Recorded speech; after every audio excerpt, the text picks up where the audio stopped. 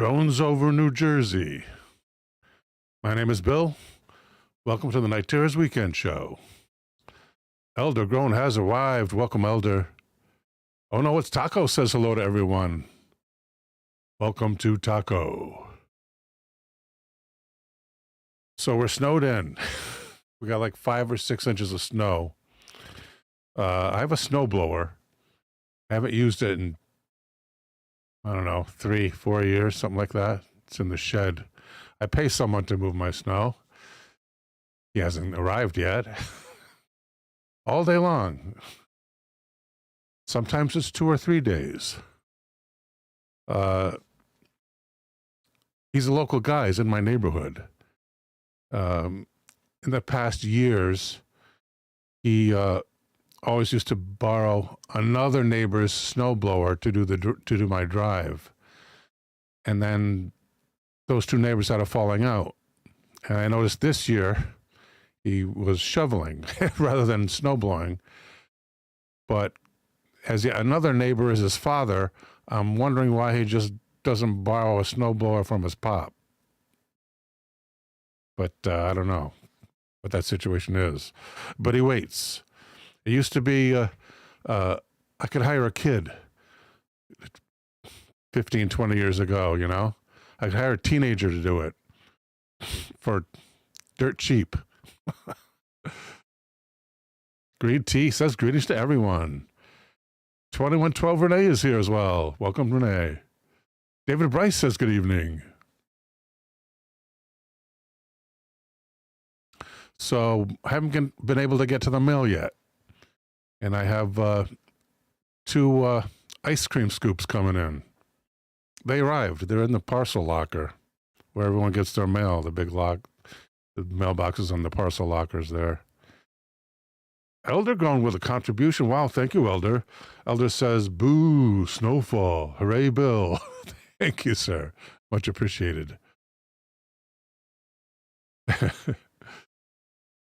Pedro Rojas Cervantes says hello. Welcome, Pedro. Zerithian says hello. Good evening, Zerithian. Taco says you can use ice cream scoops to clear the snow. Right? I use ice cream scoops to prep my wife's meals. I make her meals the evening before because I sleep late. I work late and I sleep late. So I make her meals for the following morning. And I'll make like a big batch of chicken salad or tuna salad and put it on bread or tomato or whatever. Put on a nice plate for her, sprinkle it with paprika. And I use, set a couple of servings ahead. I make a big batch and I set a couple of servings ahead so I don't have to make the salad every night. And I use ice cream scoops to portion out the salad on top of the tomato or the bread or whatever. And of course, I, like a fool, I bought these cheap ice cream scoops off of eBay from China or who knows where, Hong Kong or who knows where. Taco says, or you can borrow some of the Perth sun. 100-degree Fahrenheit day today. Wow. I finally have access to Taco's gift. It's right behind me. Let me just grab it.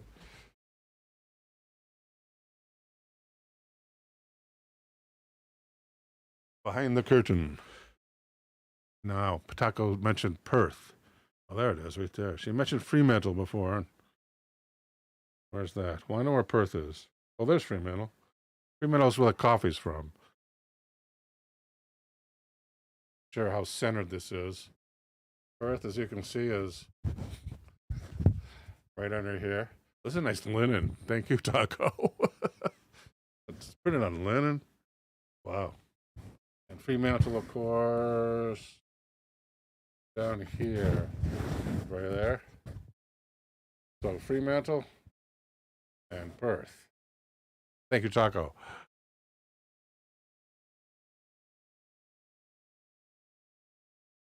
And these Chinese ice cream scoops broke after one of them did. I get different sizes for different servings. One of them broke afterwards. So I bought some vintage ice cream scoops off of eBay. Always go vintage if you're, made in USA. And the only way you can get made in USA these days if you go to eBay and buy an antique.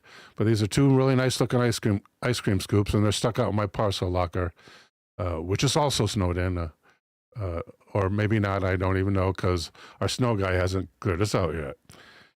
Chris Anderson asks, what do you eat for dinner, Bill? I'd like to ask, on my diet, I'm stuck on 2 meals. Pretty much 2 meals. Every once in a while I'll have a salad with my wife. We would make huge salads. But normally it's Campbell's chicken soup, and I take out the fat. And the other one is there's this diet bread, Sara Lee, not a paid advertisement. It tastes good. It's only 45 calories a slice. And a couple of slices of low-calorie turkey, and a slice of tomato and some mustard. Sometimes I'll add cheese if I'm splurging and I want to eat less because I'm counting calories. The soup I have diced chicken that I've taken from turkeys and chickens that my wife eats. We both eat the chicken. My wife loves those rotisserie chickens from Walmart. Taco says if you have a Kmart in your area, they have some great ice cream scoops. Oh, really? I should check that out. Yeah, you got to go. Otherwise, you got to go vintage these days. King of Kong says definitely vintage. Looks better and well made. Yeah. When our can opener broke, I looked all around and Amazon, eBay, Amazon, wherever. It was all made overseas. And our last one failed, so I bought a new in-box one from probably 70s, brand new in the box. Rival, works like a bear. Just an excellent can opener. Yeah, I'm going to go made in USA's vintage and antique-wise as far as I can from now on. Dinkum Aussie says hello. Good day, Dinkum. You just missed the map of Australia or New Zealand. No, it's Australia. Just kidding, Taco. I think. I'm so geography ignorant. It says Western Australia. Or printed in Western Australia. Proudly designed and printed.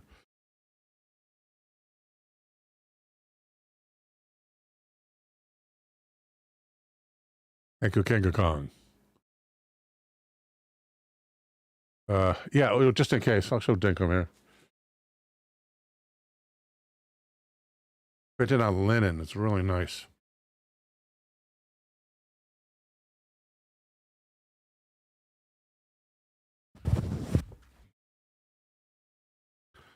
Buy and get made in the USA. In other words, vintage on eBay. Don't forget, watch the original Night Terrors series on Rumble. All the classic shows in their original order. Yes, we have a Discord. You will find the link in the description below. This shows our show schedule right over here. Every week on YouTube and Twitch, Saturday at 10 p.m. Eastern, 7 p.m. Pacific. And every week is Wednesday movie night, where we show a double feature, only on Twitch. Coming up this Wednesday is the Night Terrors Christmas Special, hosted by this guy over here. At 9 p.m. Eastern, 6 p.m. Pacific. It's the night of 26 Ghosts. First, the original 1960 horror classic, 13 Ghosts. Followed by the ultra-violent 2001 remake with suggested sexual overtones, starring Tony Shalhoub, and he does a good job in this. Welcome, Michael. Synchro 505 is here. Don't miss the movie, Mike. Coming up Wednesday. Hosted by this guy. Shazbot Shiznit says, I love 13 Ghosts with Tony Shalhoub. Yeah, good song. Good song. Good movie. Monk. Yes, it is Monk, and he has range. He's pretty good in this. There's a little humor in the beginning, and the rest is a blood fest. Both movies are great, says David Bryce. Yeah, on the original, I found an archival copy of the movie. Whenever it's shown on TV or even in video releases, it's always the black and white version. But this one is black and white, and certain parts of it in a red-blue color process where the audience wore special glasses to see the ghosts if they wanted to see the ghosts, or they could remove the ghosts if they didn't want to see them.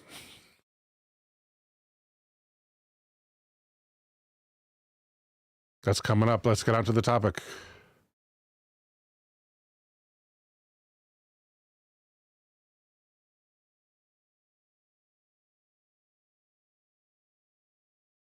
Elder has heard of the process. Yeah, they called it Illusiono.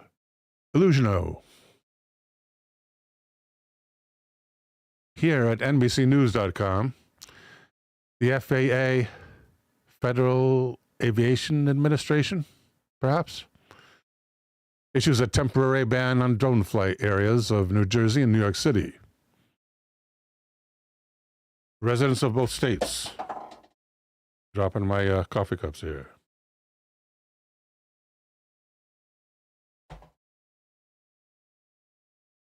I've been growing increasingly alarmed over the past month by unexplained bright lights in the nighttime skies and frustrated by lack of answers. Yeah, and multiple lights. Don't forget that. By Jay Blackman and David K. Lee. The Federal Aviation Administration temporarily banned drone use over some sites in New York City on Friday, following similar restrictions over nearly 24 communities across New Jersey, in the wake of ongoing complaints about brightly colored and largely unexplained, yeah, how about completely unexplained, flying objects filling the night skies over the two states. Ohio, I heard, too. These temporary flight restrictions are in effect prohibiting drone flights over critical New Jersey infrastructure.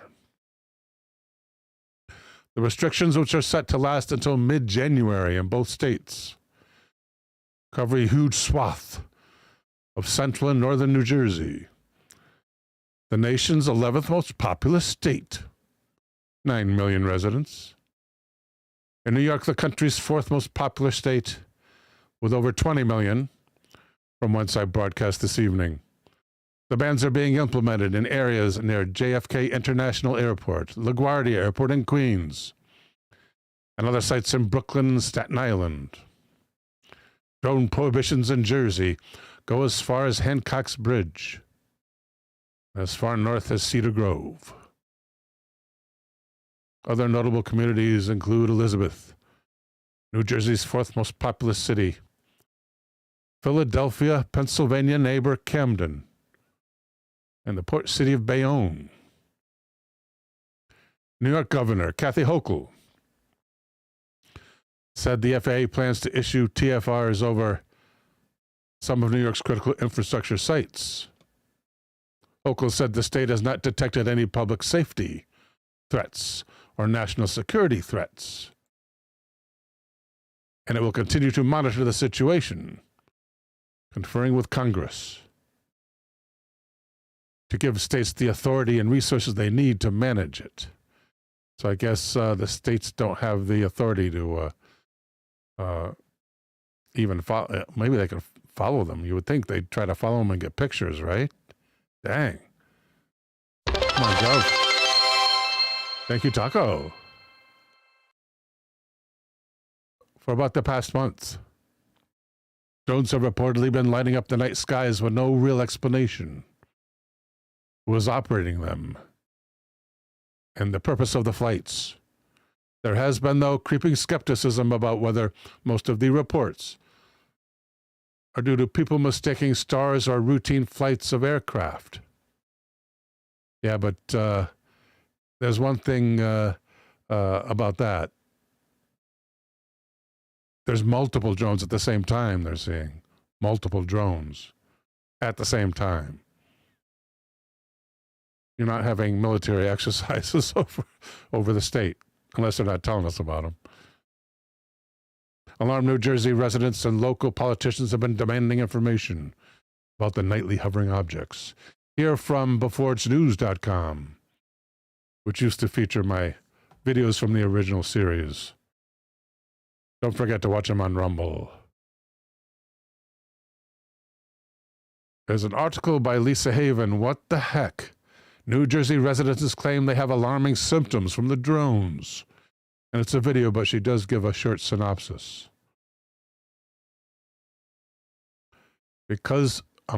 Residents of New Jersey are raising the alarm about mysterious symptoms they claim are linked to the presence of drones in their communities. Reports of headaches, dizziness, fatigue, and an eerie sense of unease are spreading, leaving many to wonder if there's more to these drones than meets the eye. Are they just tools of modern technology, or is there something more sinister at play? The answers may surprise you. Watch the video. Watch this video. Deep inside 6 something says, they say that drones are spraying liquid sewage. But since it's over Jersey, there's no way to tell for sure. Thank you, Dead Inside. Alex Bike says, you see the drone man. Jordan Cogburn is here. Welcome, Jordan. Kanga Kong asks, will it work if we wear 3D glasses at home? Yeah. Since this is the original theatrical version of the 1960 13 Ghosts coming up this Wednesday on Twitch only. A version that hasn't been seen on TV or on video or DVD or whatever in its original format, which we're going to see on Wednesday. It will show the blue and red stuff. And if you have the blue and red glasses, you can use it to see the ghosts or remove the ghosts. Liquid sewage, says Taco. Spring Hill Mac says, oh, Spring Hill Mac's in a private conversation with Kenga. So yes, if you have 3D glasses at home, which I do, I save them, you can use them to see the ghosts. Otherwise, if you don't have the glasses, you can still see them. It's just red ghosts on blue. You can see them, but the glasses magnify them. They magnify their presence.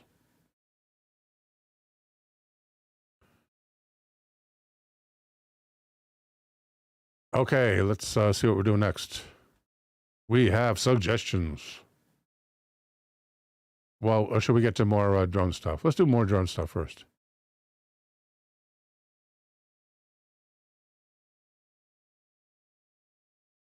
Going back here, paging back to my search. Let's give Before It's News another shot. And again. Keep going. It's not going back. How about the main page? Thank you, Search for Drones. Yeah, I used to publish when my videos dropped, the original series. And Before It's News. Help me to get some traction on views. Government lies about mystery drones. Says video. Let's open that in a new tab.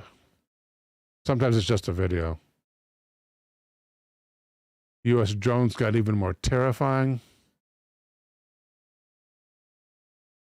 That's with prophecy. Trump demands they be shot down. The truth behind drones. The truth behind drones. Let's take a look at that.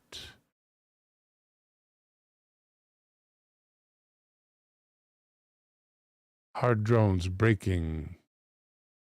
U.S. government drones are hunting WMDs across America. And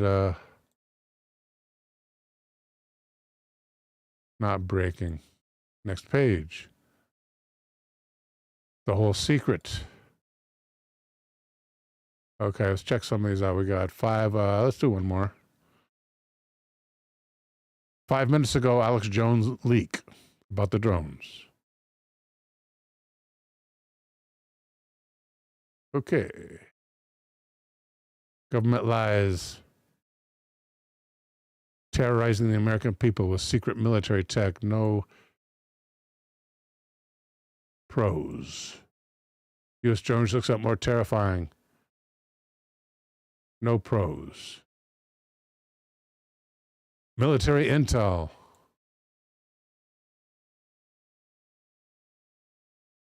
No pros. Government drones are hunting WMDs. Nada. Boy, there used to be a lot more pros when a lot more journalistic reporting when I was uploading. Of course, I didn't upload mine. I uploaded a synopsis. 5 minutes ago, Alex leaked this information. Let's look this one up.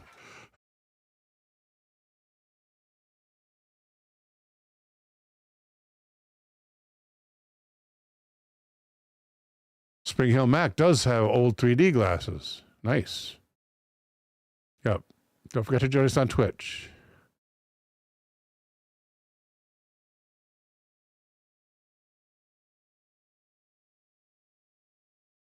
Let's go home here. We'll do a search like this.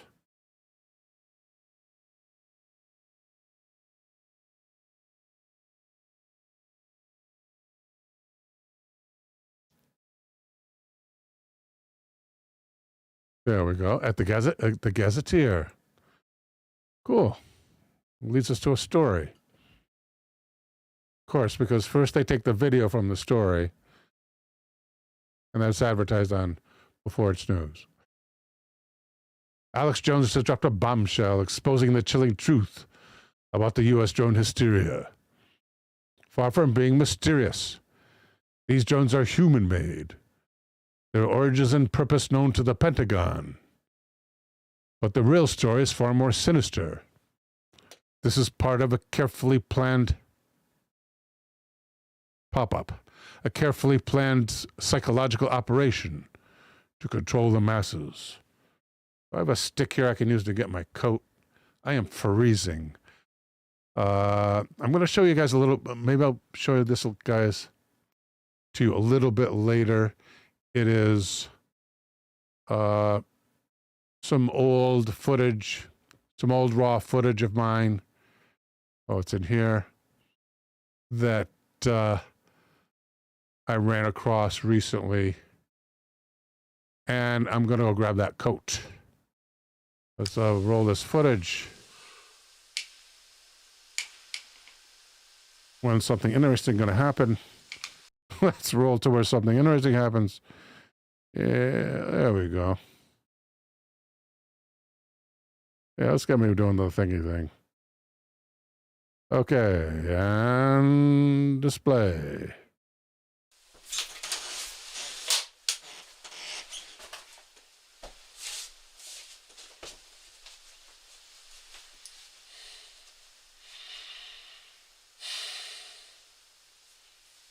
As reported by the Huffington Post.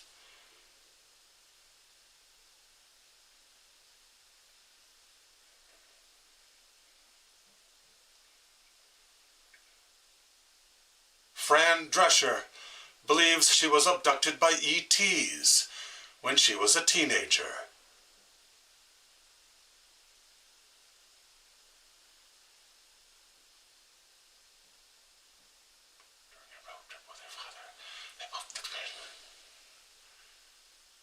During a road trip with her father, they both experienced missing time.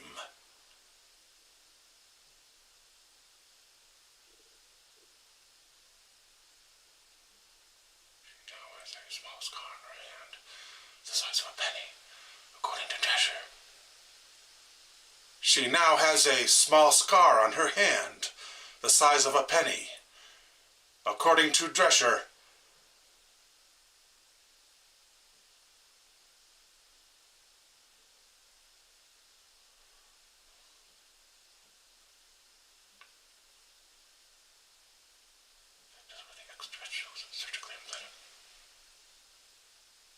That is where the extraterrestrials surgically implanted a chip.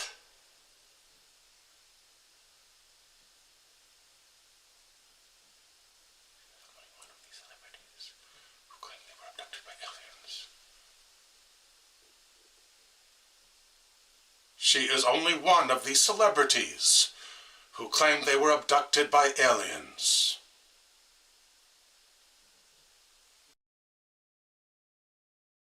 All right, possibly more of that later, depending if I need a break. All right. The veil has been lifted, says Dinkamasi. Synchro says, so that's the secret. Plenty of time to quickly stare and rehearse the next line. Genius. Dinkamasi says, behind the scenes. Taco says, who's that handsome young man? I know, right? Taco says, and then the alien saw the nanny and threw her back. I'd get that removed, says Kankakong. I'd get that removed. I wouldn't swear or anything. Thank you for the highlight, Kinka. Jordan Cogburn says, I used to think friend Drescher was hot. I have a thing for Yentls. But I found out she was a communist. Oh, that's a shame. Who is this guy, says Jordan Cogburn. Kip Riebling says, who's also known as Dr. Claw Jr., you need an ugly Christmas sweater. Pedro asks, is it a screen test? No, that's the actual raw footage I would film before I cut together my intro and my extra. The rest of the stuff I would just narrate at my in studio at a desk. Outgrown, that's an implant, I think. Right. Oh, the implant. And that's Sashi. Kanga means an implant. Thank you, Elder.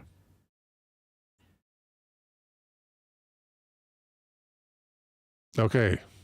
Where'd I leave off? Jones reveals that the government's goal is to monopolize drone technology, banning civilian use under the guise of safety. That I wouldn't put past them. This would place all power in the hands of corporations and elites, where 99% of it is now. Thank you, Elder.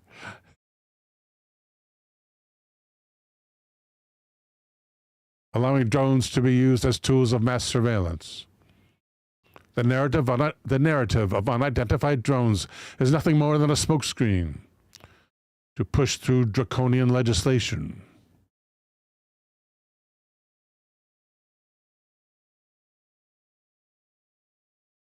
Jones connects the drone hysteria to UFO sightings, claiming they are part of the same PSYOP. The Pentagon stages these events, writes the author. And who's the author at the Gazetteller? This is at gazetteller.com or gazetteller.com. I guess is how you say it. Written by, doesn't say. Does it say at the bottom? Negative.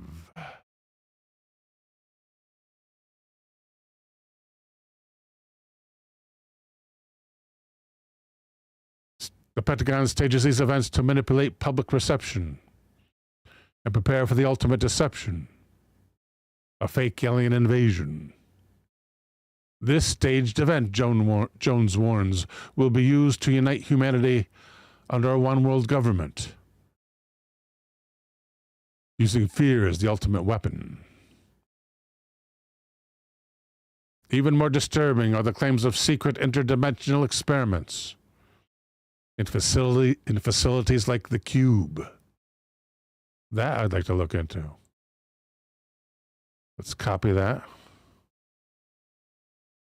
According to whistleblowers, elites are contacting entities from parallel dimensions, harnessing their power to manipulate humanity. These beings, portrayed as extraterrestrials, are part of the grand deception to control the global population. Jones' revelations serve as a wake-up call. The drone psyop and UFO hysteria are steps on a long-planned agenda to enslave us under a global technocracy. It's time to question the narratives, reject the lies, and expose the truth before it is too late. Let's check out that cube.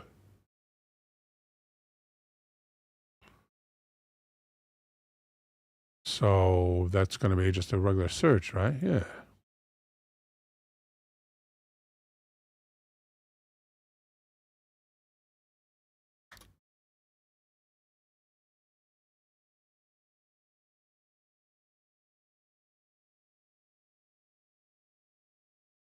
The ultra-terrestrial hypothesis? Black cubes inside of a clear sphere. At researchgate.net. The ultra-terrestrial hypothesis. A case for scientific openness to an interdimensional explanation for UAPs, i.e. UFOs. Abstract. A freaking paper by Tim Lomas. At Harvard.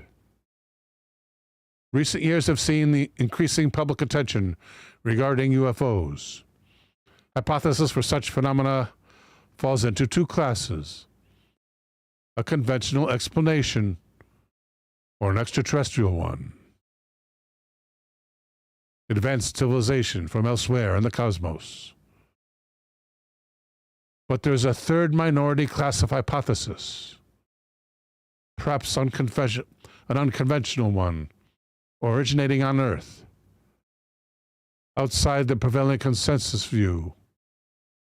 This is the ultra-terrestrial hypothesis, which includes, but is not limited to, the interdimensional hypothesis, namely the speculative notion that the UFOs may reflect activities of beings from other dimensions that coexist alongside our own. That's pretty smart, because they're seeing these things, and these things are, but maybe they're inhabitants of Earth in another dimension, and they learned how to cross the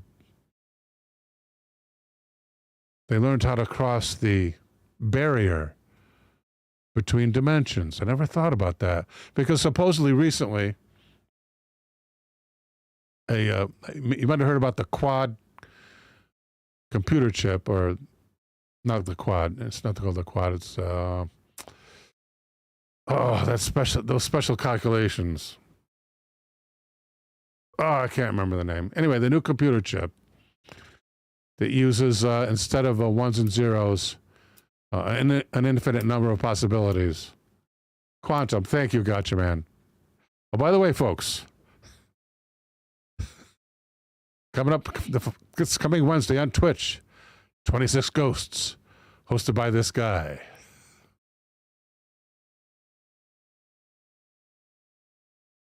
They just came up with a quantum, thank you, Gotcha, quantum computer chip that they say proves the existence of alternate dimensions. And the reasoning is there's no way it can come up with the solutions it's coming up with unless it's performing them not only in our dimension but in other dimensions at the same time.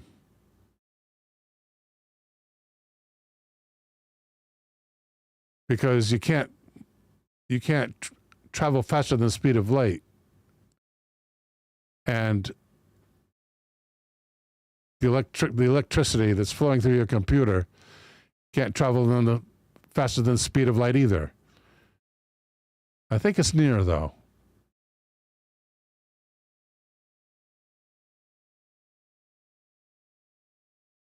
The multiverse, says Dinkum Lawson. Yeah, proof of the multiverse. Thank you, Dinkum. Quantum entanglement. That's a little bit different, quantum entanglement, I think. That's where a particle on one side of the cosmos reflects the state of a particle on another side of the cosmos.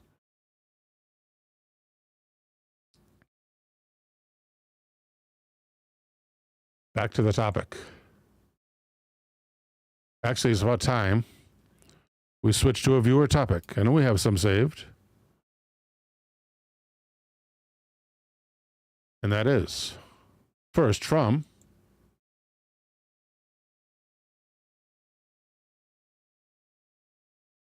Green Tea.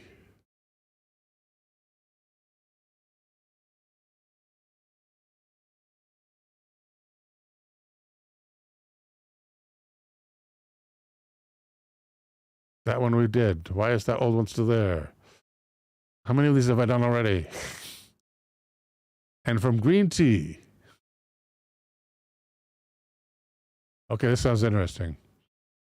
Green Tea asks, did you hear about the OpenAI whistleblower being found unalived?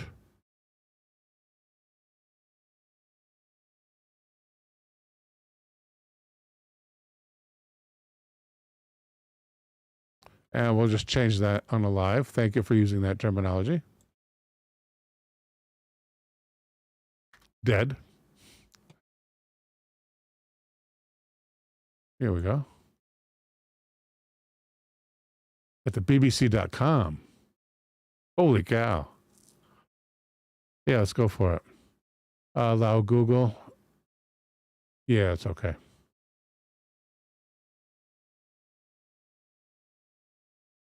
Let's open a new tab.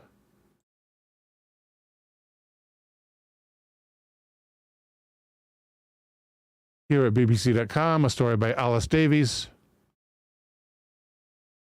For Alice Davies, OpenAI whistleblower found dead in San Francisco apartment.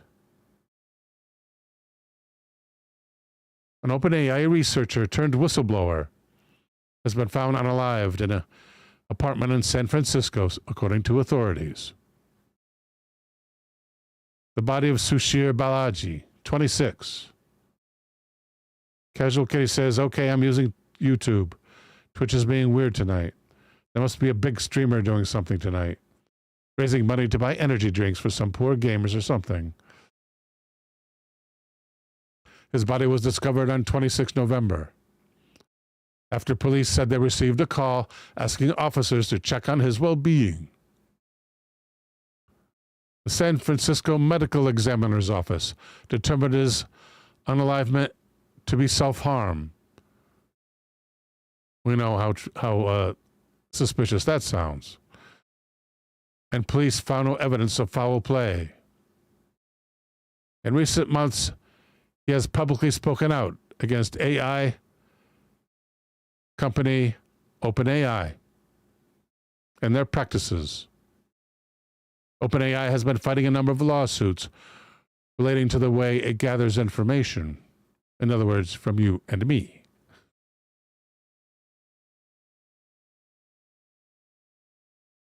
Synchro says, it was just an accident, right? LOL. In October, the New York Times published an interview with Mr. Balaji, in which he alleged that OpenAI had violated U.S. copyright law, developing its popular ChatGPT online chatbot. I should have that open all the time. Oh, that's another tab I got to add. ChatGPT. There it is. Got to remember to add that. I use that. It even stores your old searches. See my little picture up here?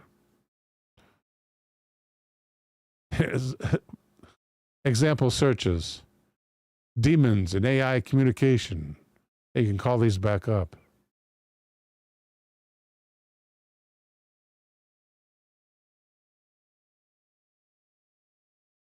Business stuff. Oh, I use this on a show. Common additive ingredients in fast food fries. Not good. Current global population estimate. What color smoke do you get if you burn sand in the Sahara Desert?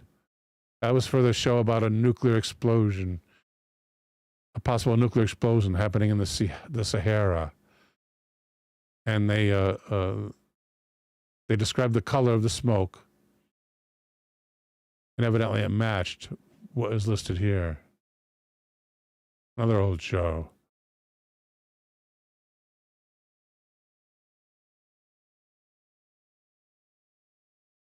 OpenAI says its models are trained on publicly available data. Yeah, but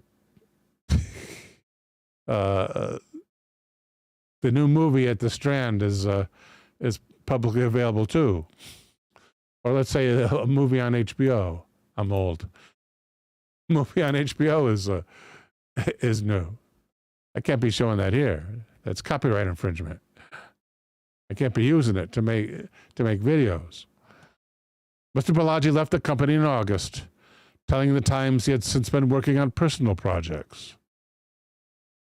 He grew up in Cupertino, California, before going to study computer science at the University of California, Berkeley. Isn't that weird? They call it computer science again. They did when I first studied back in the day. And then they called it information science. Are they back to calling it computer science? A spokesperson for the company said in a statement cited by CNBC that it was devastated to learn of this incredibly sad news, and our hearts go out to Sushir's loved ones during this difficult time. Putting a human face on a corporation. U.S. and Canadian, that's my edition, not the author's. Not from the BBC. U.S. and Canadian news publishers, including the New York Times, and a group of best-selling writers, including John Grisham, have filed lawsuits claiming the company was illegally using news articles to train its software. The company told the BBC in November its software is grounded in fair use, nonsense, and related international copyright principles that are fair for creators and support creator innovation. Blame the economy.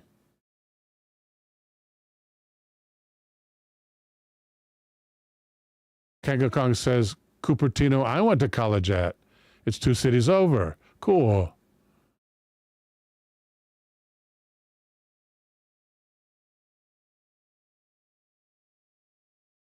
Next up. Got to write down the time here.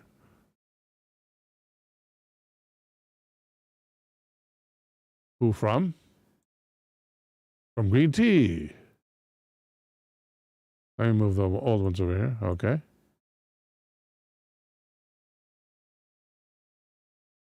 Oh, that's another one about the whistleblower. Another one from Green Tea. Rhinoceros Rex and Eldergrown and Gotcha Man and Taco coming up. Same one. What one am I missing? Skeleton Lake, we did that one too. These can't all be old ones, can they? Well, I hope not. I saved them for a reason, I thought. Rhinoceros Rex. Suggests.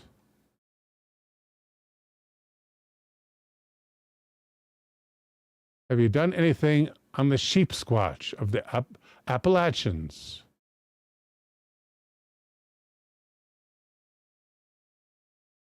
Let's see if that picks it up with all that. The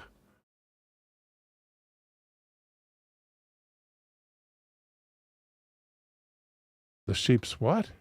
The sheep's clutch. The sheep's clutch? Don't know what that is. Oh, it's interesting. The sheep's clutch of the Appalachians.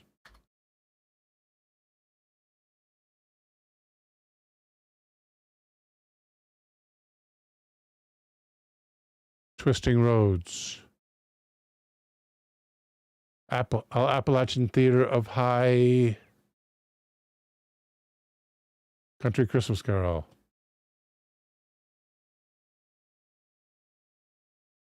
Woman Who Perished on Appalachian Trail as Lesson for Us All.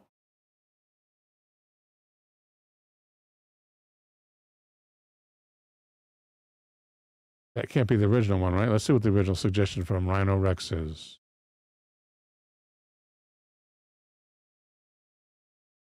Sasquatch. Sheepsquatch.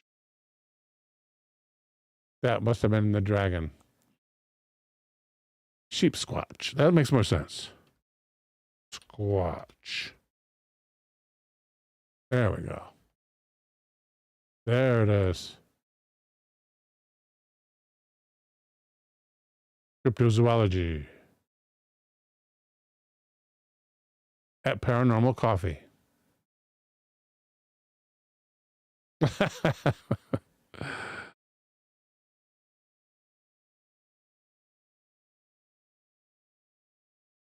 ParanormalCoffeeCo.com. Speaking of which,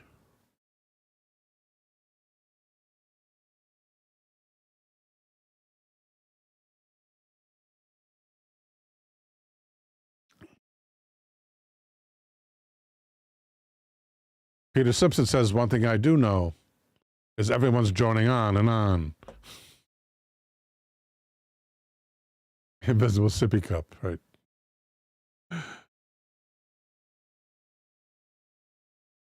Here's a story entitled Sheepsquatch, exploring the mystery of the mysterious creature in the Appalachian Mountains.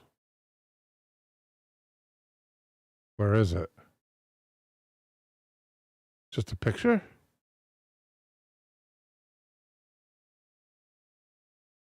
Where's the story? Home or coffee? There's no story? So disappointing. Wake up, sheeple. It's the Sheepsquatch. Thank you.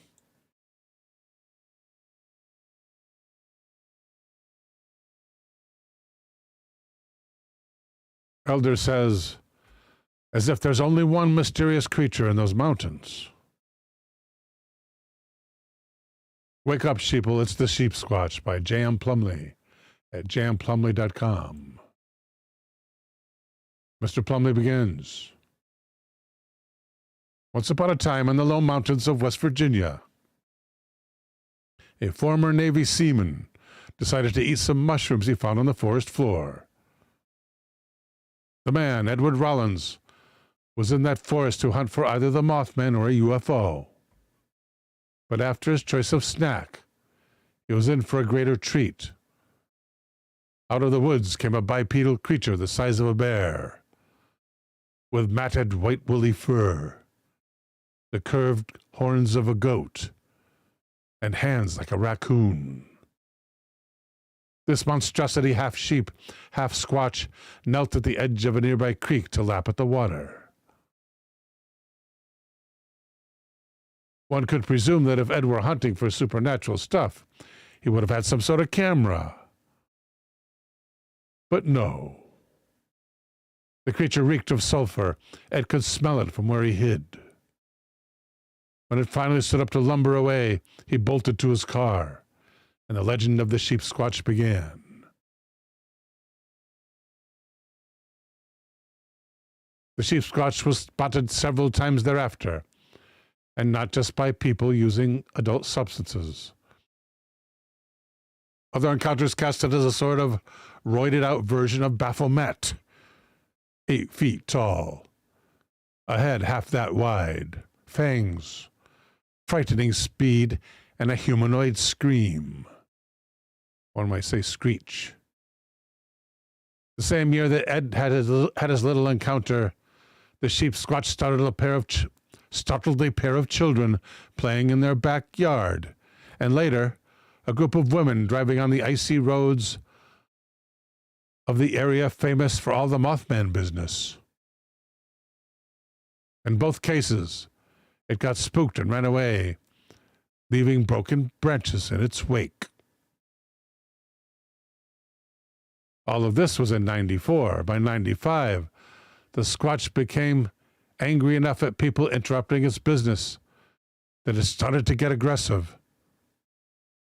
The next time a couple came upon it along the highway, it was squatting in a ditch at the time, sporting 4 red eyes. That would be creepiest if they were in a row. Ugh, spiders. It launched at them and nearly ran them off the road, leaving long scratches down the side of their car. You think they could take DNA samples from the nail remains, nail fragments, traces, nail traces. In 99, the Squatch emerged out of the dark to snarl at a group of campers, chasing them out of the woods, destroying their campground so thoroughly that it looked like the soil had been tilled. This writer is pretty good. Over the next few years, the Sheepsquatch would frighten various hikers and documentary crews. The last sighting was in 2015, and this is dated 2019. The last sighting was 4 years past, with yet another group of ill-advised campers. This time, the story played out a little differently. One of the campers saw the sea squatch, or the sheepsquatch. It's not a sheetrock squatch, silhouetted against the night sky, and hurried to warn their friends about its presence. The campers stumbled out of their tents in time to see it hesitate on the other side of the creek bank before wading toward them with murderous intent. But a guttural screech stopped its progress. The Squatch looked up, eyes wild, snout twitching in the moonlight, and then barreled away. The campers thought best not to follow its lead, and they stopped just long enough to warn the locals before getting the hell out of town. Bad company. The sheep squatch is sometimes categorized as one of West Virginia's white things, possibly because encountering either feels like an hallucinogenic nightmare. That's an hallucinogenic nightmare. The white things haunt the same area as the sheep squatch and are characterized as pale, ghostly harbingers of death. They move with unnatural speed and are prone to attack their victims fiercely, driving them insane with pain, but leaving no visible marks. A 1929 account by coal miner Frank Kozel describes a dog-like something launching at him out of nowhere, tearing at him in a frenzy with no sound, but the gentle rustling of the trees and the singing of birds. Must have been daytime. Another account describes a white figure knocking a hunter down a hill. Oh, white things, white figures. Down a hill. He screamed with inconsolable terror that it was ripping out his guts. But to his fellow hunters, there appeared to be nothing physically wrong. If we group the Sasquatch, the Sheepsquatch, with the white things, because they may be the same things, we get to imagine fun scenarios like it's scarring a child by floating alongside a car at 65 miles per hour. What does that mean? The theory goes that these white things might, because they're incredibly fast, that these white things might all be different species of one phylum of interdimensional beings, or ghosts, or a cryptid. If the sheep squatch isn't a mushroom-induced hallucination, it could be anything. The spawn of sheep squatch Coming up after this very short interlude. I'm talking less than 60 seconds.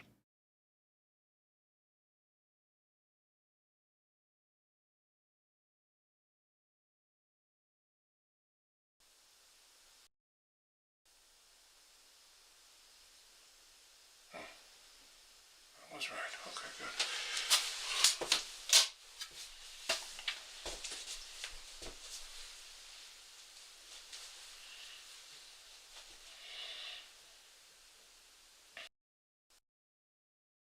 Implanted a chip.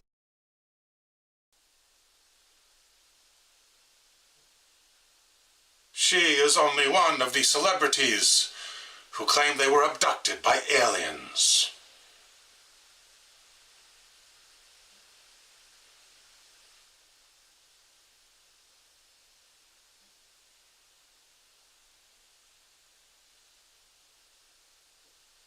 She is only one of the celebrities who claim they were abducted by aliens.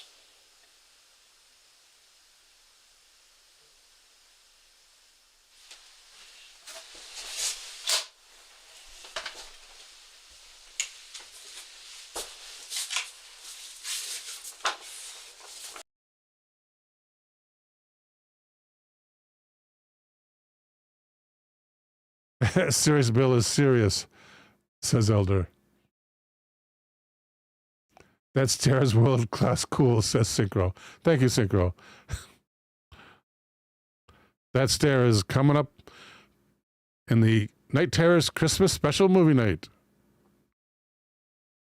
Wednesday only on Twitch.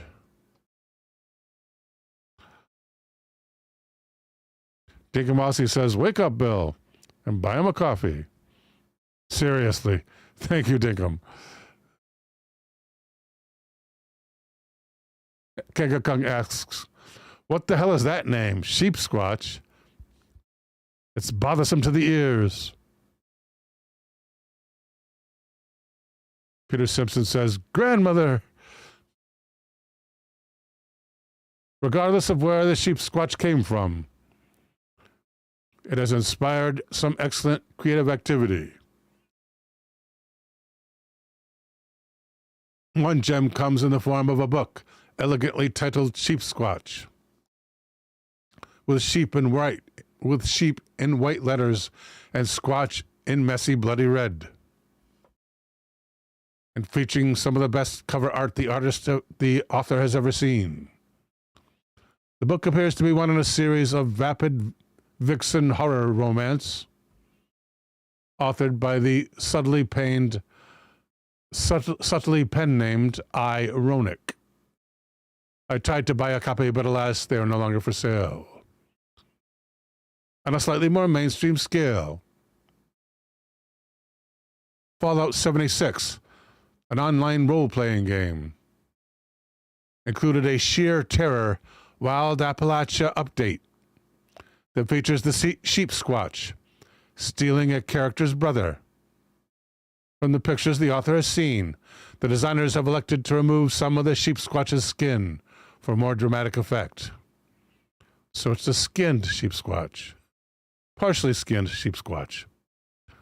The author's hope is that these and other works of Squatch art will help raise awareness about this important issue, drawing more people into the woods of West Virginia and giving us more sightings.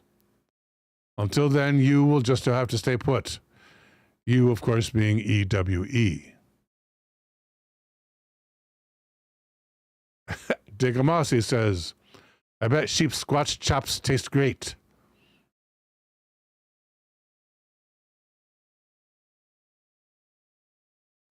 Next up.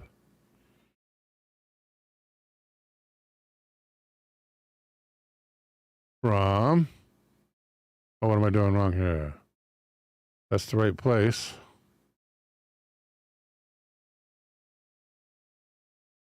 Can I open another one? Can I paste one? I can, from Gotcha Man. Chat GPT 01 tried to escape. That we've done.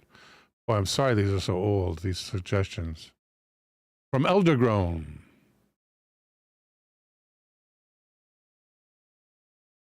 Frogfan66 asks, did someone say peach schnapps?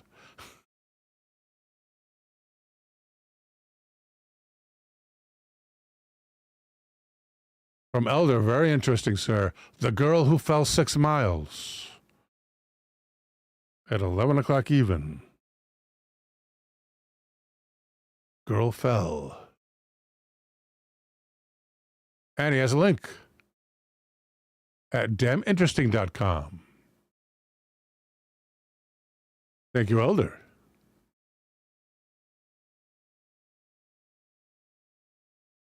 Copy, paste that link. Okay, not good. Well, let's try the archive.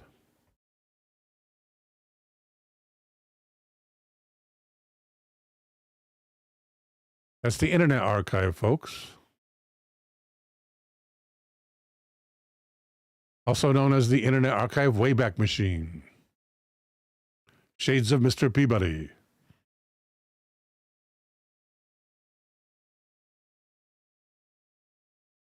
Was not archived. What a shame. That is a damn shame.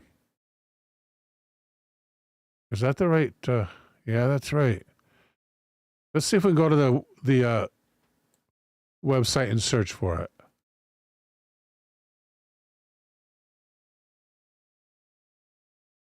At damninteresting.com.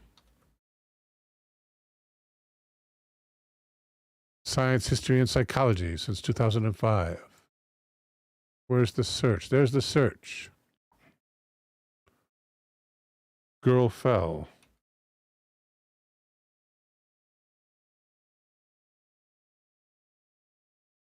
Exhuming the Glacier Girl.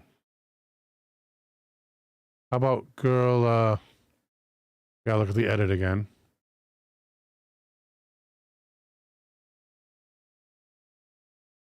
Exit.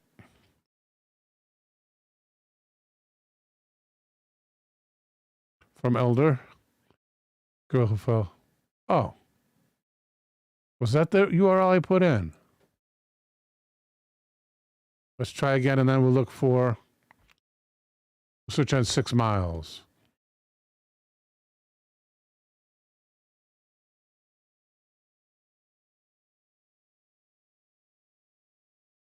No, that wasn't the link I put in for some reason. There we go. My fault, Elder.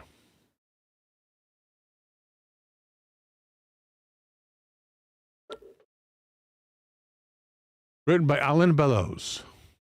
On January 26, 1972, a 22-year-old flight attendant named Vesna Vulovic was not where she was supposed to be. She was cruising at 33,000 feet above Czechoslovakia, now the Czech Republic, in a DC airplane. But her schedule had been mixed up with that of another stewardess named Vesna, and she was subsequently placed on the wrong flight. But Vesna was happy for the mistake. It afforded her the opportunity to see Denmark and to stay in a Sheraton hotel, of which she had always dreamed of doing. But the mix-up was not as so fortuitous as it seemed. A terrorist group known as Ustash had placed a powerful explosive on this particular plane. Ustash was a far-right National Socialist Fascist group in Croatia, which was implicated in over 24 terrorist attacks against Yugoslavia after the Second World War. Vesna's flight 364, was with a Yugoslavian airline. While passing over the city of Srebrenica Kamenice, the explosive device detonated. The DC was torn into pieces, and the plane's wreckage, along with its 28 passengers, fell through the sky for 3 long minutes before striking a frozen mountainside. A German man, upon arriving at the crash site, found all of the plane's passengers unalived, save one. Vesna was lying half outside the plane, with another crew member body on top of her, and a serving cart pinned against her spine. The man had been a medic in the Second World War and did what he could for her until further help arrived. Thank God. At the hospital, her parents were told that although there was still life in her body, she wouldn't survive. Her skull was fractured and hemorrhaging. Both of her legs were broken, and she had 3 crushed vertebrae. But 3 days later, she awoke from her coma and asked for a cigarette. I'm willing to bet they didn't give her one. Vesna was paralyzed from the waist down, but she was alive and conscious. 2 weeks after the accident, her doctor told her what had happened. 2 weeks after the accident? Is that when she awoke? What does it say? 3 days later she awoke. So she didn't know what happened for 13 days? And gave her a newspaper story to read. But the memory of this event would escape her. Yeah, that's common. Short-term memory does not get imprinted on the brain. So when you wake up after a bad accident, you often don't remember it.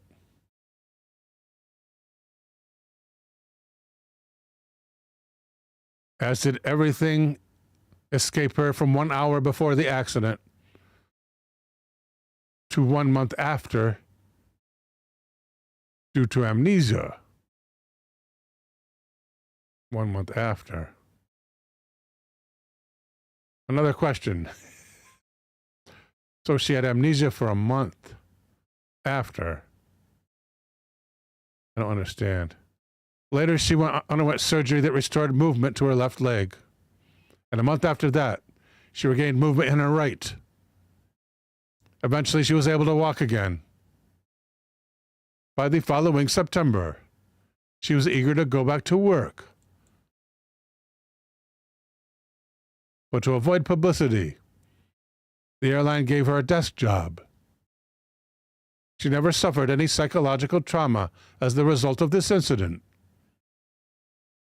and never experienced any fear of flying. She still flies with regularity and has a positive philosophy on life.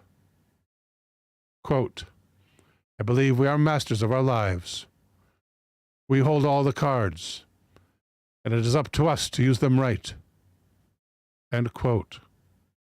Her good fortune in surviving is most likely due to her low blood pressure, which caused her to pass out quickly and prevented her heart from bursting. But despite her positive outlook on life, Vesna does not consider herself lucky.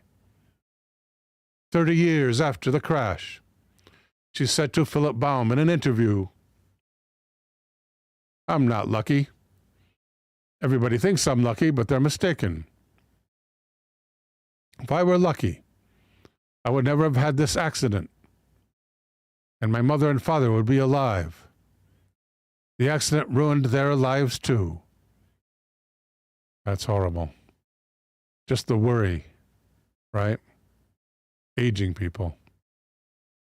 End quote. It's a valid point along the same lines as arguing that the event wasn't a miracle, given that there were 27 people who did not survive. The assertion that it could be worse is small comfort to the pragmatic. Vesna currently holds the Guinness World Record for the highest fall survived without a parachute at 33,000 feet. Now that's a good rabbit hole.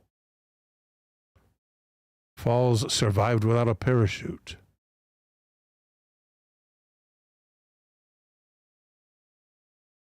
Update. When was this written? 2005. And there's an update from 2009. A group of German and Czech journalists, my apologies, released a report alleging that the Yugoslav Flight 364 was not destroyed by terrorists. Based on reviews of contemporary reports, newly available documents, and eyewitness accounts, the investigators concluded it was extremely probable that the plane was mistaken for enemy aircraft and shot down by a MiG fighter of the Czechoslovakian Air Force.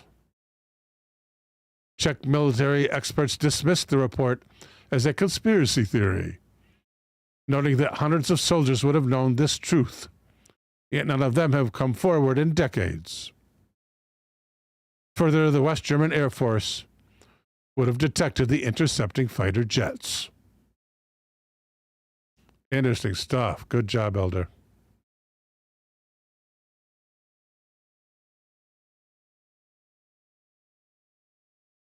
Next up, oh no, it's Taco. And by the way, folks, oh no, it's Taco is it. We need suggestions. And they, as these are, and as all the old ones are, evidently, they will be carried over to the next show. From Oh No, It's Taco. The Dark Watchers of California.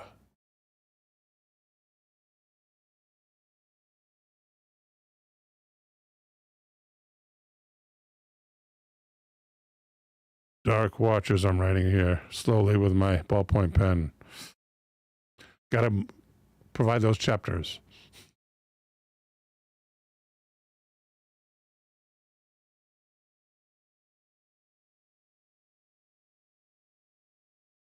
That evidently we've done before. Atlas Obscura, an excellent website.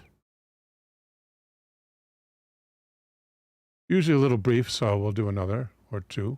Oh, wait, there was something we want to do first, right? The people who fell from planes and stuff. Let's do that first. Thank you, Elder. Green tea suggestion.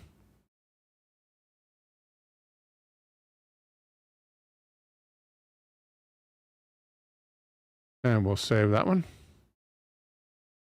Where'd it go? Oh, it's at the top. Much appreciated, sir.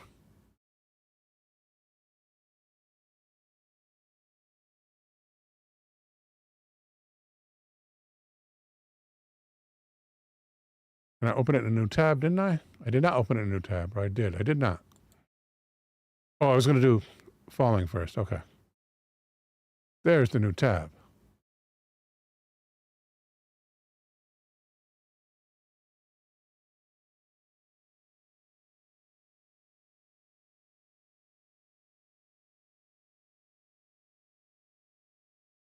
I know I have a copy there somewhere. There it is. I didn't copy it. Yes, I did, didn't I? I just highlighted it. All right, Dragon, come to the rescue. People who fell from the sky.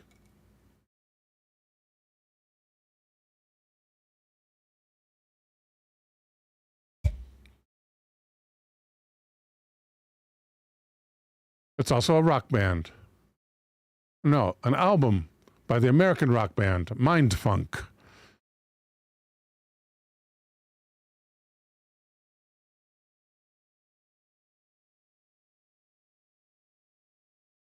People falling from the sky. That's like, these got to be photoshopped.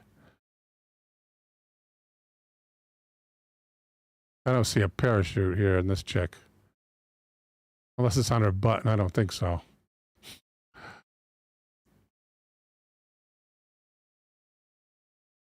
Let's try Reader's Digest.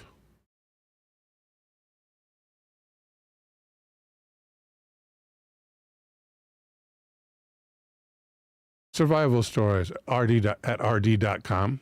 That's just rd.com. The girl who fell from the sky. The girl who. Not the girl. We did the girl. Sorry, Reader's Digest. Maybe another day.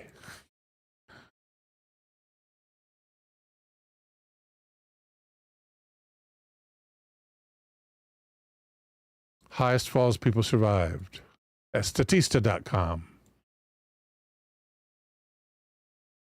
Taco, thank you. Another suggestion.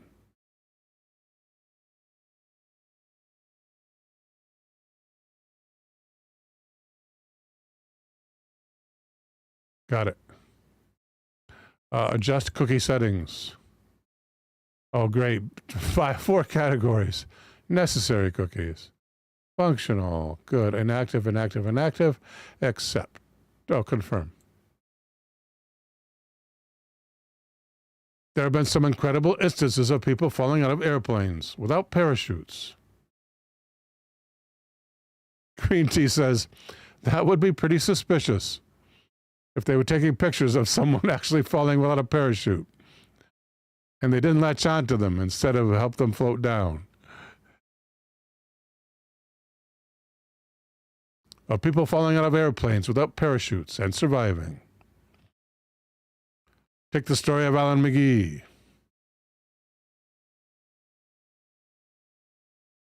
An American airman who survived a 22,000-foot fall from a damaged B-17 bomber over France in 1943.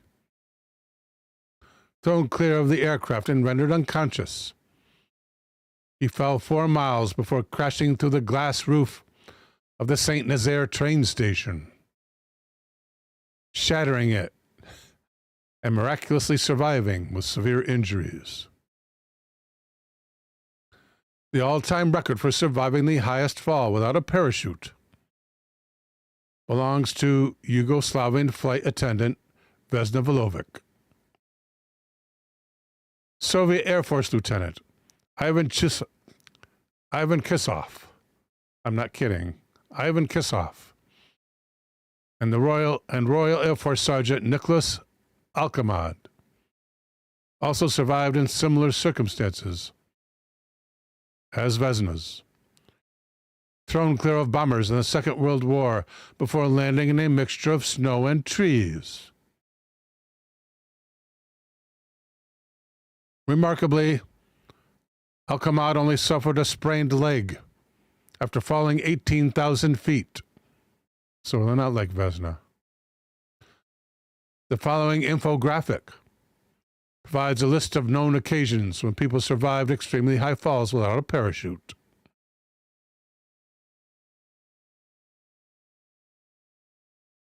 Vesna at the top, followed by Ivan Kisov, then Alan McGee, Nicholas Alkamad, Bear Grylls,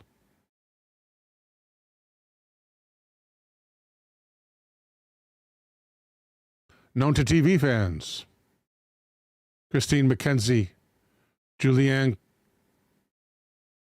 Kopke, and James Boole. In German, Kripke. For Julianne. Bear Grylls fell from an airplane. That I got to find out about. Wait, related infographics? Thanksgiving? I don't think so. Chart of the day, and that's it here. So Bear Grylls, let me copy that name. Can I know? How do you spell it? Like a bear and Y-L-L. G-R-Y-L-L-S.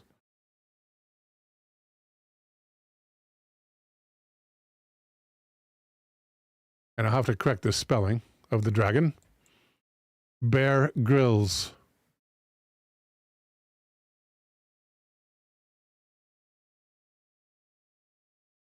Autocorrect. Let's use AI for this. Bear Grylls fell from the sky in 1996 during a skydiving accident in Zambia that left him with a broken back. Just like before, it has to be. He must have recovered remarkably because his shows were after that, right? Oh yeah, the accident. Kanga Kong says, I read Bear Grylls is in the Epstein flight log.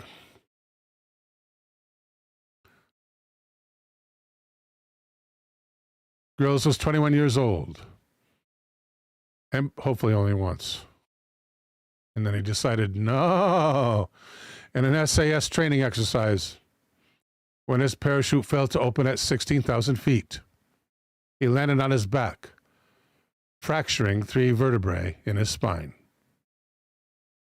Grills spent a year in rehab, undergoing physiology 10 hours a day. He swam and had ultrasound treatment. He still experiences pain today and undergoes daily ice treatments to help keep him strong. AI overview, not dated, of course, and as you know, AI is often wrong. But there's a link here. I don't know if this is going to change the page, though. The aftermath. Grills became the youngest Brit to reach the summit of Mount Everest 18 months after the accident. However, he felt that title should belong to Michael Matthews, who disappeared on that mountain in '99. Grills has also experienced other injuries, including breaking his shoulder while being pulled across the ice in Antarctica, ostensibly by runaway sled dogs, in 2008. In fact, he probably lost the sled and was just pulled by the dogs. My own theory. Now, what about that? Does he still do daily ice treatments? What does the link say? Bear Grylls opens up on parachuting accident. Oh, great. Nasty pictures. Oh, well. Ouch, that's gotta hurt. There's more than one. Come on, man. Use Google account to sign in. No, thank you. The pain of breaking his back 25 years ago haunts Bear Grylls every day to this date, he said in an Instagram post. The man behind the popular show Man vs. Wild said he is in pain every day due to the accident. He also gave insight into how he lives today. The 46-year-old wrote in the caption, "People ask me if my back ever hurts having broken it all those years ago. The answer is every day. And the treatment I get for it can be quite intense. But life can at times be a battle. And most people have their stuff to carry with them. I choose just to be grateful for the opportunity to live life as best I can." P.S. Second photo is the ice treatment I do every day. Yeah, well, where's the ice treatment, though? That's the same dang photo. Image posted on Facebook by the Real Bear Grylls. So they have a link to the original post. They have the original post. Wait, maybe that picture down there. Negatory. Negative. Any way to look at the original post? View more on Instagram, possibly. Will it open in a new tab? Yes, it will. And no link. Wait. Log in with Facebook, might as well. Continue as Bill.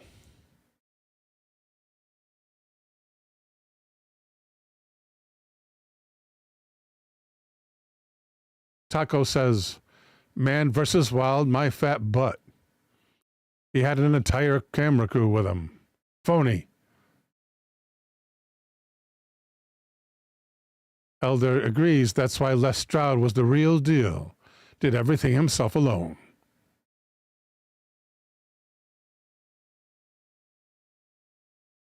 Where is it? Urban Mural Hunter. Is that him? What is going on here? What about that link? Can we go back to the link?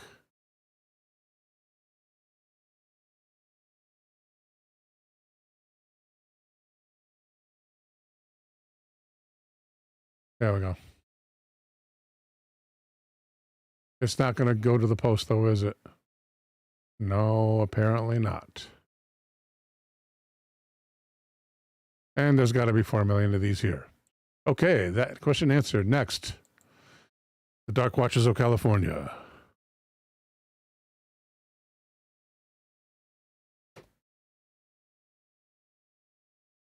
Live science, perhaps.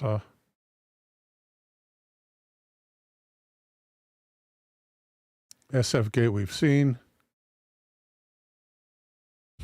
Dinkamasi. Skydiver Luke Akins jumps 25,000 feet into a net. Oh, Dinkum, I wish I could show a YouTube video. Thank you. Frogfan says, I missed why Bill is sporting the Dark Watcher suit. Frogfan, I am cold. The studio is shut off from the rest of the house by a plastic barrier so we can reduce energy costs. Studio 2, that is. Studio 1, which I had to recreate for my Wednesday night appearance on the Christmas movie special.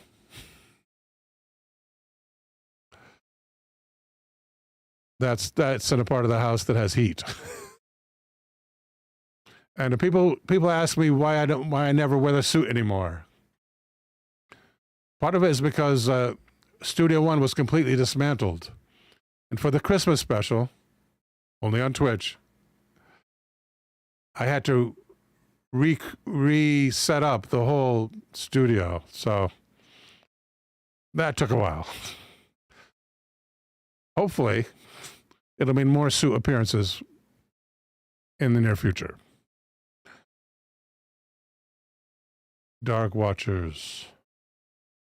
Well, let's try coffeehousewriters.com.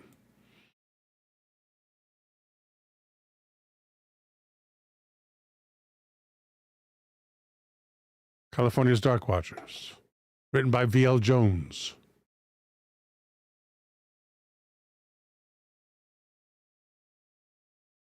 One of the best things I love about writing this cryptid series is learning something new every time. I love the unknown, reading stories and articles about the phantoms that haunt our land. This week in California, I expected to discover another Bigfoot-like creature. Instead, I uncovered strange and mysterious figures called Dark Watchers. Mysterious figures haunting the Santa Lucia Mountains. Santa Lucia, right? How do you say that? Santa Lucia. Gotta be Lucia, right?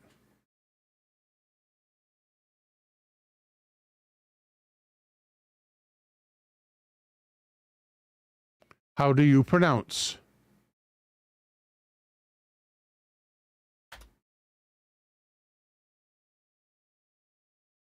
Let's try AI. Italian, Santa Lucia. English, commonly Santa Lucia or Santa Lucia.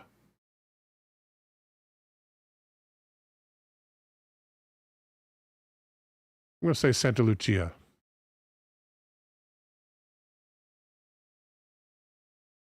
Add.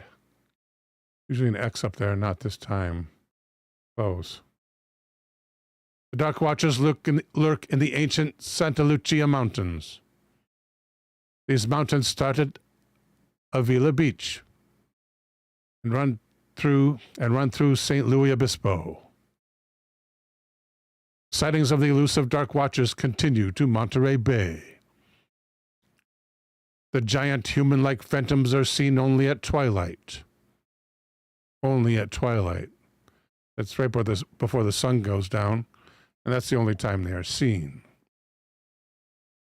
They stand silhouetted against the night sky, let's say evening sky, along the ridges and peaks of the mountain range. People say these unusual beings stare off into the mountain's open air, and then they vanish. On occasion, they vanish before spectators' eyes. When you hear the name, the first thing that comes to mind is a B-rated horror film. Except these dark-clad mystery people are in stories told by the Chumash Indians. The Chumash even painted pictures of them on granite slabs in valley caverns. Chumash elders retell tales of this strange figure to their children. The Chumash story followed the tribe when they settled near Santa Barbara over 13,000 years ago on the coast. That's a long time for a myth to survive, especially when it was independently seen by what might one say, Caucasians who had no idea of the first people's myths.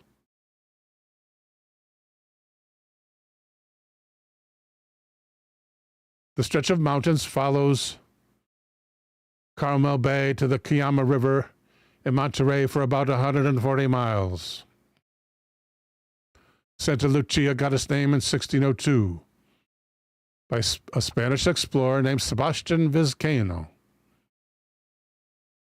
The heavily wooded mountains have a scenic highway that follows the ocean of Santa Lucia, west of Santa Lucia.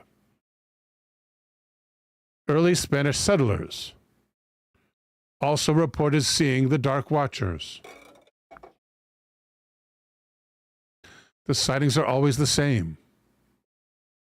Strange black-clad figures, sometimes in black hats, standing motionless atop the mountains. Or statue-like figures, wearing a black cloak and hat. You see, I read cloak and hat.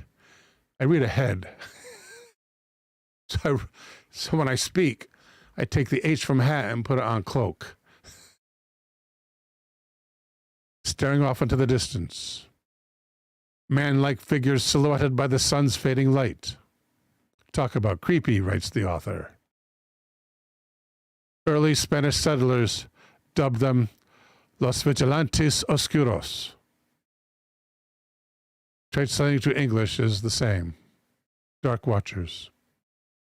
They stand stock still, highlighted by the sun's last brilliant rays. You think it's a mirage, so you take a second look. Only this time they have vanished. What are they looking for in the open sky, standing upon that ancient ground? Their presence is ominous, but they have not yet attacked anyone. In all reports, they had no interaction with humans. I wonder if that's true in the Chumash case. Nature lovers report seeing them right before they disappear. Let's find out about the Chumash and the Dark Watchers, see if they reported any contact, if I remember.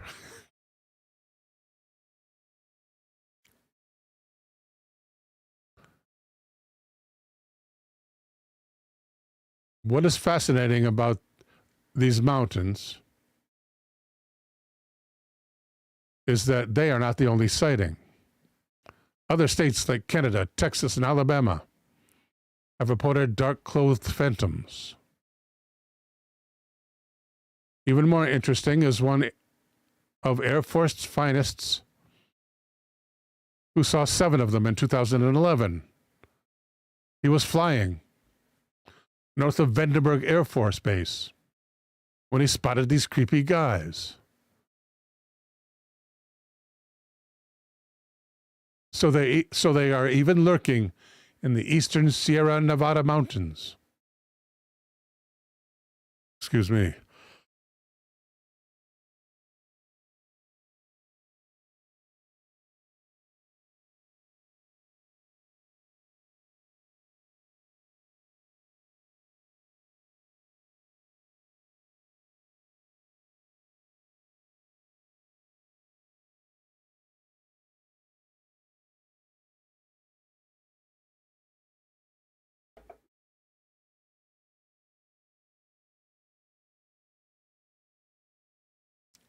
Rational minds explain the silent vigilant as nothing more than hallucinations. That's their explanation. Centuries-old hallucination. Others suggest the Bracken Spectre is a possibility. Every viewer seeing the Dark Watchers is seen while the sun is behind them. The sheer volume of sightings makes that theory suspicious. I skipped the debunking part. That many stories happening during sunset. It is impossible to have that many sightings to fit the Bracken Spectre illusion. Plus, your shadow is wearing a black coat and a black hat. That description is not part of the Bracken Spectre phenomenon. Every sighting always tells of the phantom figures wearing a black jacket and hat. That one detail never changes. So for the first peoples, are they wearing a hat? And was there any contact? The Dark Watchers did capture the imagination of John Steinbeck. The Grapes of Wrath author used them as inspiration for his short story Flight. And his son wrote a book about the Dark Watchers, Steinbeck's son. The poet Robinson Jeffers even wrote about the Dark Watchers in his poem, Such Counsels You Gave to Me. The most recent sighting was by a hiker from the Monterey Peninsula. And where is that date? 2020. He was also a former high school principal. He spotted a dark figure in a cape and hat, evidently a solitary figure, staring off in the distance. The startled man yelled out to the other hikers, but our creepy figure disappeared.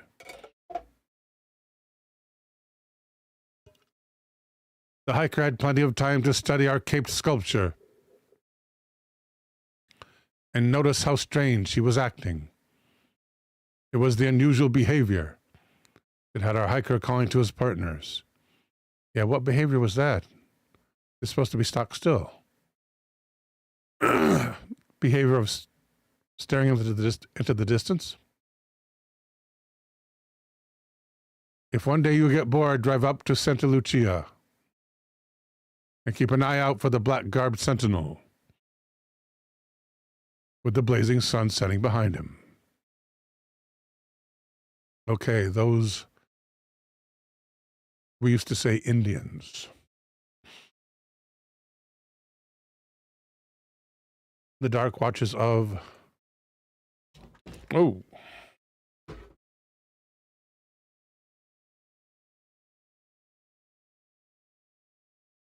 the Chumash. I'm trying to get rid of that sibilant S.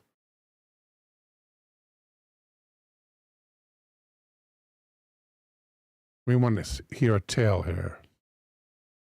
Excuse me.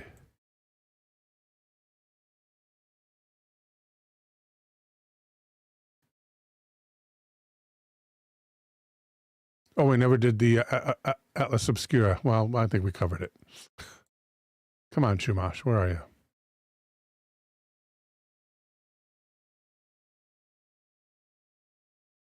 Oh, come on. There's got to be an article about this. I wish Google's search engine was better. I wish they had Boolean search, which means we could put this in quotes and put a plus sign in front of it, requiring the result to have this term in its results. But no. Google, like most other corporations, only cares about this.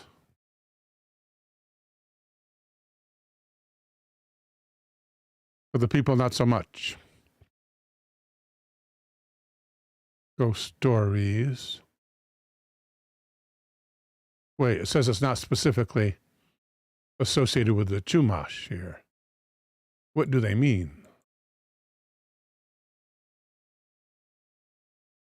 At tamedwild.com, a story by Kristen Lisenby.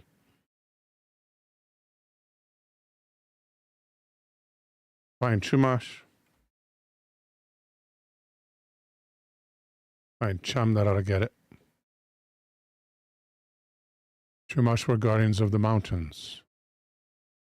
Okay. We need Chumash tales, people. Maybe we should go to a source of Chumash tales.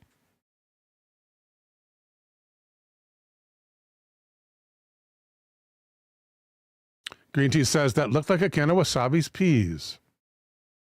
If you've never had them, they'll clear your sinuses. Oh, they're delicious too. They are so yummy. But you got to get the, and this is not paid. You got to get the Happy brand, Happy brand, HAPI. Not a paid endorsement. It's imported from Thailand because they're nice and soft. The ones you buy at the grocery store, some of them will crack your teeth. Got to watch out. I need water. Where'd my other cup go? Oh, well, I'll rough it. Green Tea loves wasabi peas.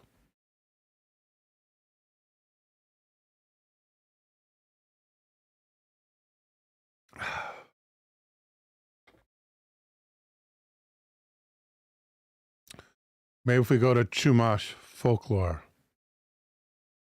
we'll find it. But let's look for just one more page here. A third page, Bill. It will have Chumash in the title. Not here. Okay, let's go to Chumash folklore.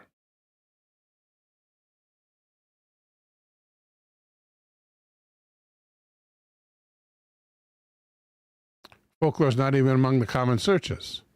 What's up with that? Tribe, facts, history, reservation, benefits, art, houses, and names.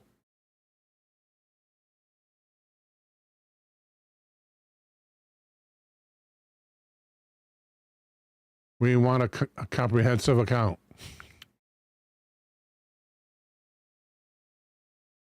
Rainbow Bridge. Chumash demonology, perhaps. We'll try that one.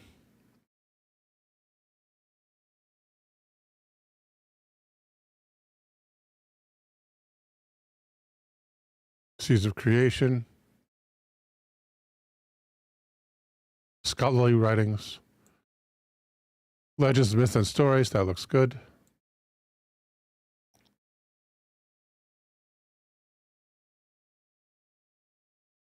Literature.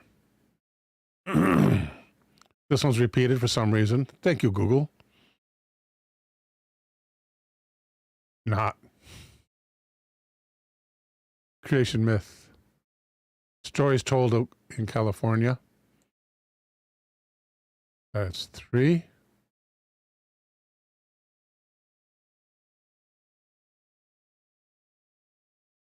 First Peoples.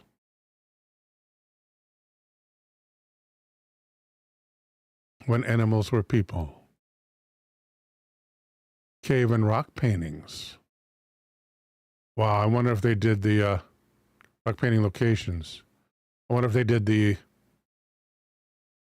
Dark Watchers. One would think.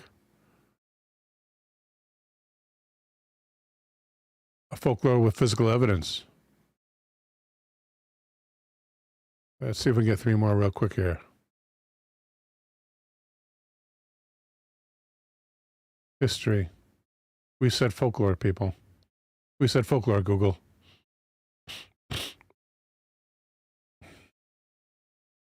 Taco says my son-in-law is addicted to wasabi peas.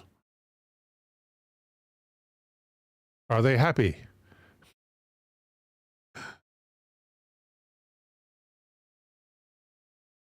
Two legends.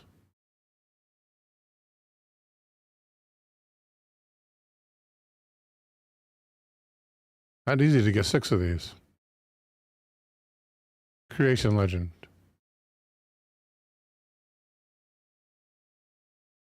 Chumash stories. Reimagined. Myths and legends. That's 4. No, that's 5. One more.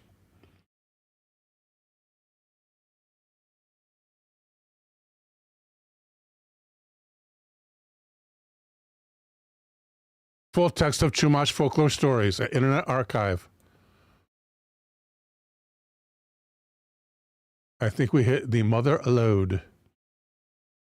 Elder says Google is stupid. Shane Kiesler says, hey, Mr. Bill. Good to see you come up in my life. In my feed. Happy holidays. Happy holidays, Shane.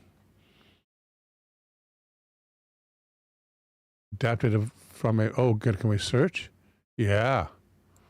Okay. Let's just try Dark Watchers first. Dark Watchers. No. There is dark. There is no dark. Is there the? There is the. Just to see if it's working. How about watchers? There's not even a dark. There's no watchers. Well, this is kind of disappointing. What about these? Would it be under the Spanish name? Where did that go? Is it over here?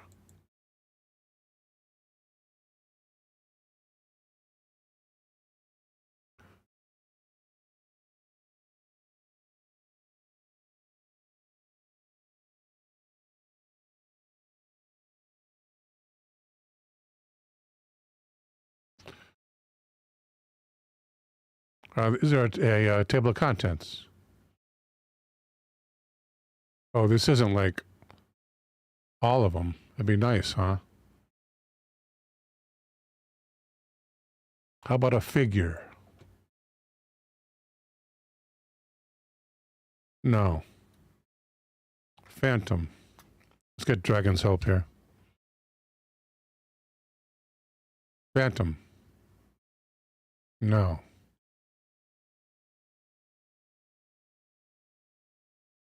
Mountains. Mountains.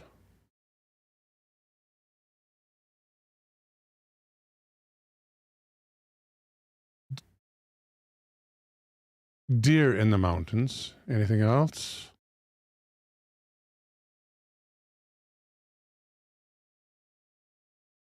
Rattlesnake in the mountains. Anything else?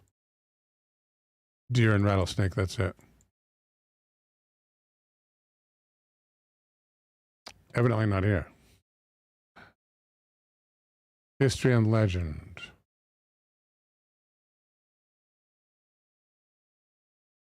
Painted caves.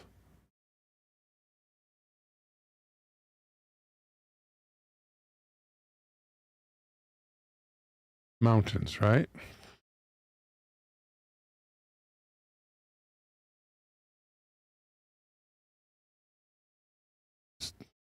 No, just where they were settled.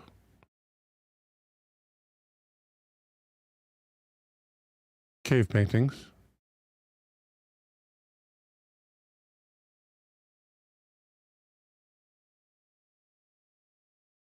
Mythology texts. Open Book Surviving Through the Days. Open Book December's Child. Myths and Legends. New tab, please. Just go to that part, please. Goes nowhere. Where does this go? Nowhere. Where does this go? Same place. 3 dead links. Mythology books. Mount Shasta.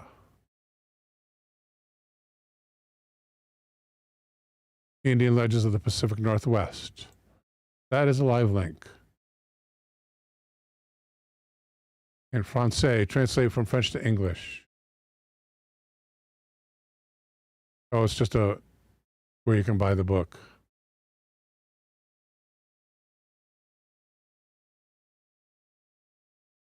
Next. Chumash Demonology. Ooh, it's big. Big is good. How do we search?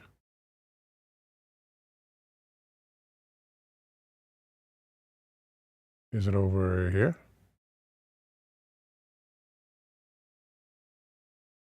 Where is search, my friends? It is not on this menu.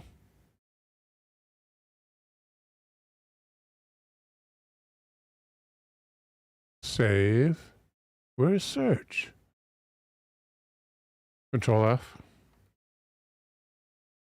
Mountains. Here we go. Asakut, an old woman fire demon. Next. That's it. Dark Watchers. Dark Watchers. No. Figure.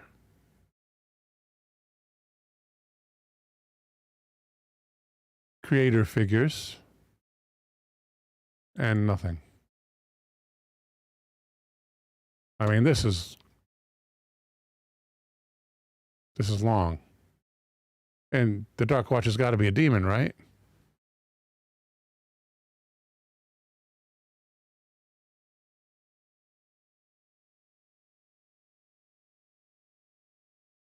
Watchers. How about dark? Dark. Places of darkness where the Nunashish burrowed away from the view of humanity. Those are below the surface of the earth.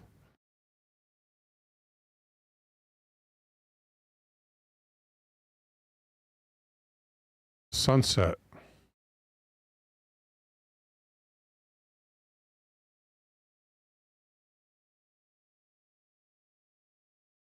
And shadow. Oh, shadow.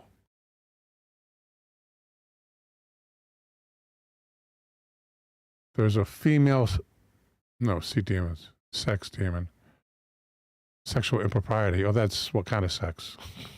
Sexual impropriety. I thought they would say male or female. Demons of the ocean. Shadow. The Chumash identified a person's shadow as a manifestation of their soul.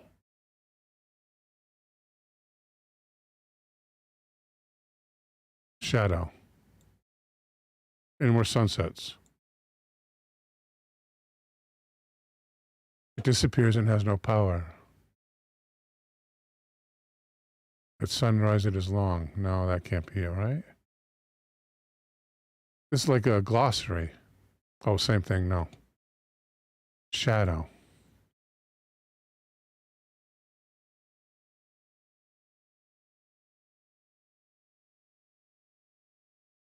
To overshadow.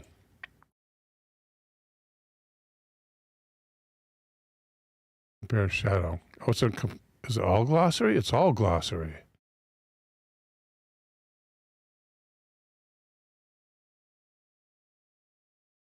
Shadow lies in the ground. It's the same thing. There's only 2 of them.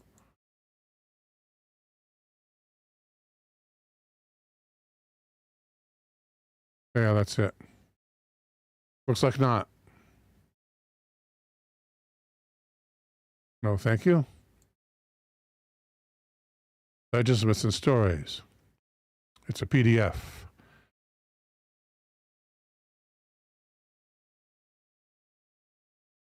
No, wait, that's an advertisement. It's not a PDF.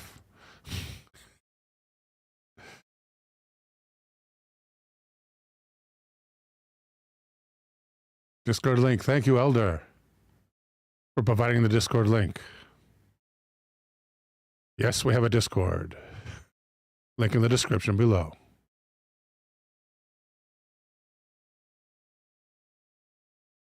Chumash Myths and Stories. Only related to the sky, however. An overview of Chumash cosmology. Creation myth, making of man. Rainbow Bridge, Rainbow Bridge. Chumash oral narratives, December's Child. Let's check that out. It's just a book listing.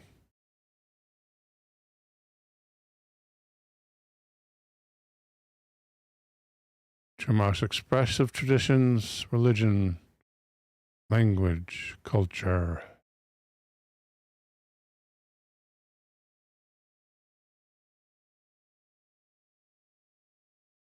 Legends, creation myth, making of man. Nope, looks like not at this time. My apologies, folks. Okay, people, don't forget. Come up on this Wednesday on Twitch only. 26 Ghosts. Hosted by this guy.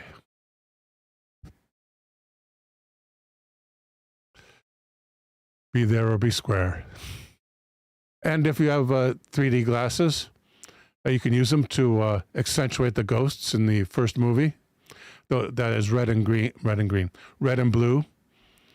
And if you don't, you'll see the ghosts anyway. There'll be red ghosts on top of a blue background. The rest of the film's in black and white. Also stars Martin Milner, star of Adam 12 and earlier Route 66. May God bless and protect you all.